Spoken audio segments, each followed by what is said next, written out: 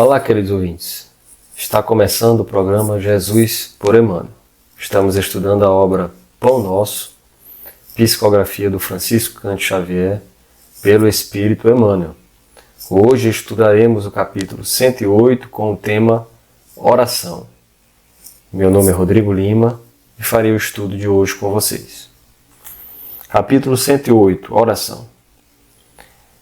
Perseverai em oração, velando nela com ação de graças.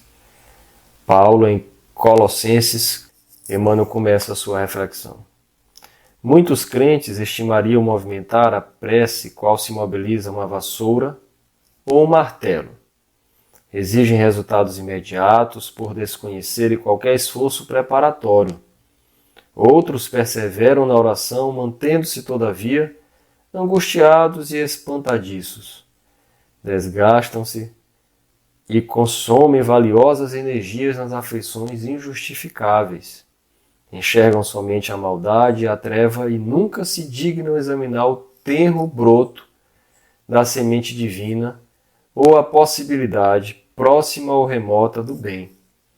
Encarceram-se no lado mau e perdem, por vezes, uma existência inteira, sem qualquer propósito de se transferirem para o lado bom.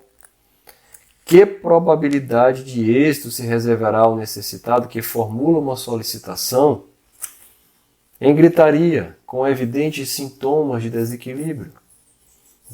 O concessionário sensato, de início, adiará a solução, aguardando prudente que a serenidade volte ao pedinte. A palavra de Paulo é clara nesse sentido. É indispensável persistir na oração, velando nesse trabalho com a ação de graças. E forçoso é reconhecer que louvar não é apenas pronunciar votos brilhantes. É também alegrar-se em pleno combate pela vitória do bem, agradecendo ao Senhor os motivos de sacrifício e sofrimento, buscando as vantagens que a adversidade e o trabalho nos trouxeram ao Espírito. Peçamos a Jesus o dom da paz e da alegria, mas não nos esqueçamos de glorificar-lhe os sublimes desígnios toda vez que a sua vontade misericordiosa e justa entra em choque com os nossos propósitos inferiores e estejamos convencidos de que a oração intempestiva, constituída de pensamentos desesperados e descabidas exigências, destina-se ao chão renovador qual acontece a flor improdutiva que o vento leva. Essa é a reflexão de Emmanuel, meus irmãos. E aí começamos a nossa.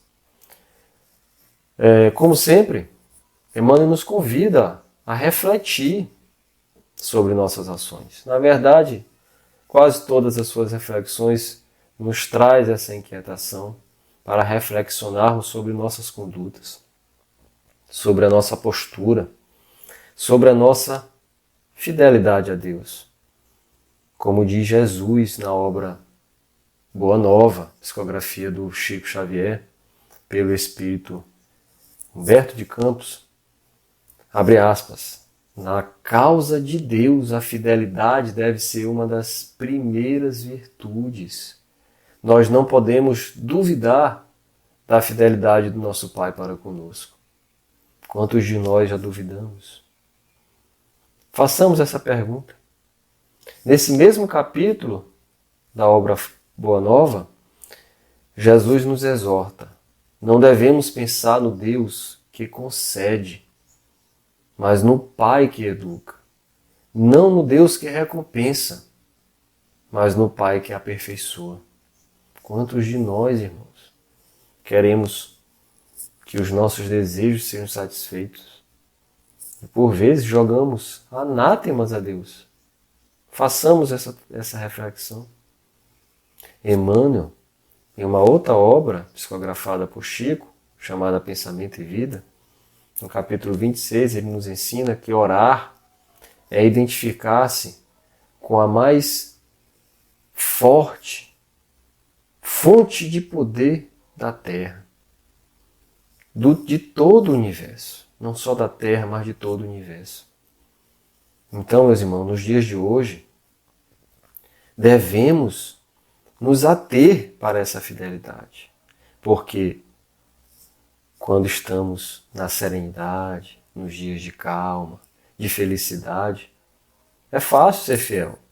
Todos nós temos de convir que o difícil é nos dias tormentosos. Nesses dias é que a fidelidade é mais difícil de ser executada. Por isso, a importância de perseverarmos, de continuarmos com a esperança. Os benfeitores da humanidade, ao responderem Kardec na questão 479 do Livro dos Espíritos, ensinam que Deus assiste àqueles que agem e não àqueles que se limitam a pedir. Quantos de nós, talvez, só pedimos? Será que a oração é só pedir? Emmanuel nos ensina nessa reflexão dele que não.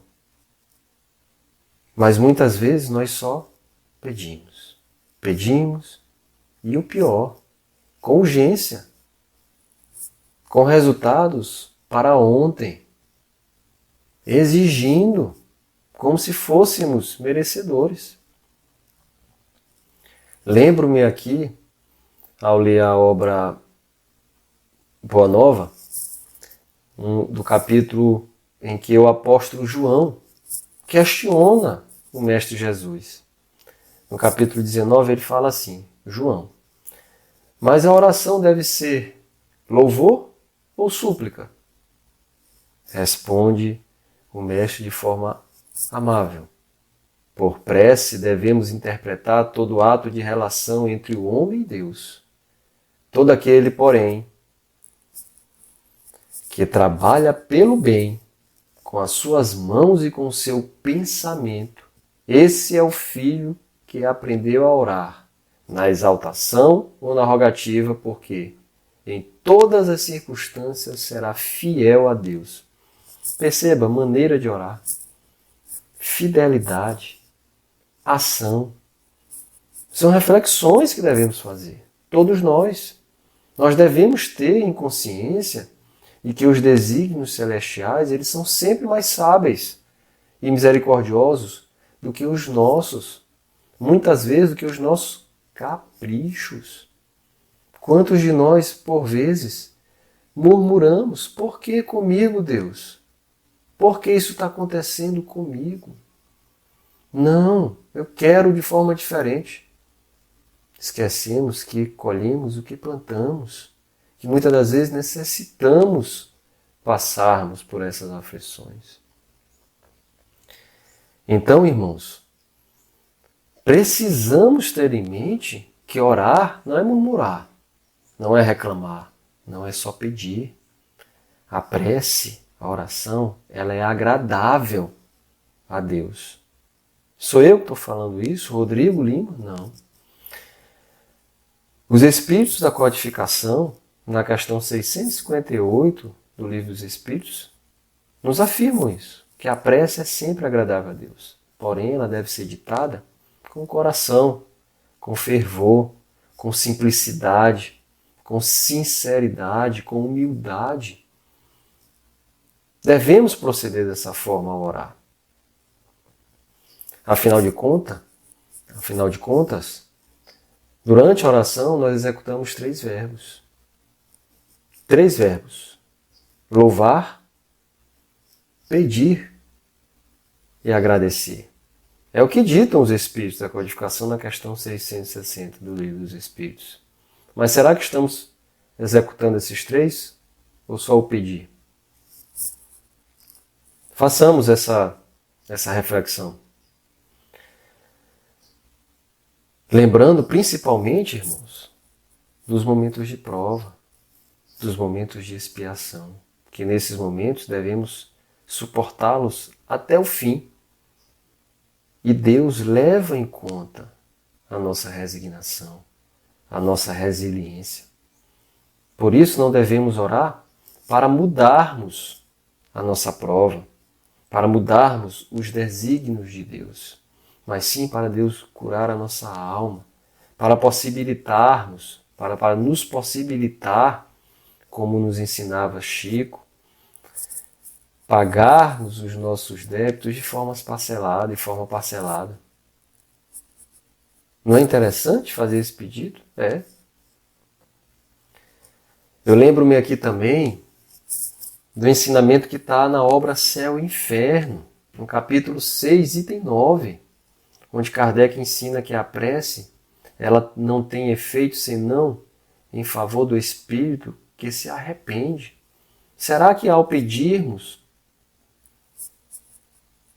nós nos arrependemos, nós temos remorsos dos nossos atos contrários às leis divinas? Devemos. Se não o praticamos, pelo menos devemos ter. Emmanuel, nesta reflexão que outrora lia para vocês, nos ensina a pedir a Jesus o dom da paz e da alegria. Ele fala de forma textual. E Kardec, no Evangelho segundo o Espiritismo, capítulo 25, item 5, vai mais além. Ele diz assim: pedi a luz que deve clarear nosso caminho e ela vos será dada. Pedi a força de resistir ao mal e a tereis. Pedi as existências dos bons espíritos e eles virão vos acompanhar. Pensemos, meus irmãos, vamos refletir sobre isso. O grande problema do homem é que nós somos insaciáveis ao desejo mundano. Em termos gerais, sim. Nós sempre queremos mais. O necessário nem sempre basta. Por isso, Kardec, na obra Evangelho segundo o Espiritismo, no capítulo 25, item 7, afirma: Deus conhece as nossas necessidades e as provê segundo o necessário. Ele é que sabe do que precisamos.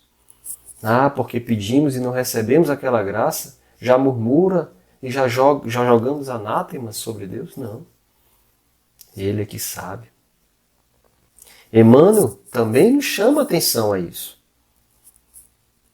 E vai mais além. Conclama a nossa atenção à maneira de orarmos. Não se deve orar somente com votos brilhantes. Estas são as palavras de Emmanuel. Votos brilhantes. Como diz Kardec, no capítulo 27 do livro Evangelho segundo o Espiritismo, item 15. O poder da prece está no pensamento, meus irmãos. Ela não se prende nem às palavras, nem ao lugar, nem ao momento. Pensar que Deus vai priorizar a forma, o local, o número de vezes, a palavra, é reduzi-lo, é rebaixá-lo, é querer compará-lo a um homem. E nós não podemos fazer isso. Não precisamos fazer isso. Não é à toa que no Evangelho segundo o Espiritismo, capítulo 27, item 22, há instruções dos Espíritos de forma expressa sobre a maneira de orar. Muitos de nós não sabemos orar. Nós devemos, ao orar, primeiramente ter humildade, fervor, sinceridade e fé. Fé, confiança nele e confiança em nós mesmos. E acima de tudo, irmãos, com gratidão. Gratidão. Joana de Ângeles, pela psicografia de Divaldo Franco, em diversas de suas obras, nos ensina a sermos gratos por tudo. A sermos gratos pelos bens materiais que conquistamos. A sermos gratos pelos males, pelos problemas que não nos atingiram. E a sermos gratos, irmãos, pelas doenças, percalços, aflições que nos atingem no momento. Essa que deve ser a nossa relação com Deus. Como disse Paulo em Tessalonicenses 5,18. Em tudo dai graças, porque esta é a vontade de Deus em Cristo Jesus para convosco. Então, meus irmãos, que saibamos orar, dando graças a tudo, sendo gratos pela vida que nos concedeste. Muita paz para todos nós. Essa foi nossa contribuição para o divulgar.net.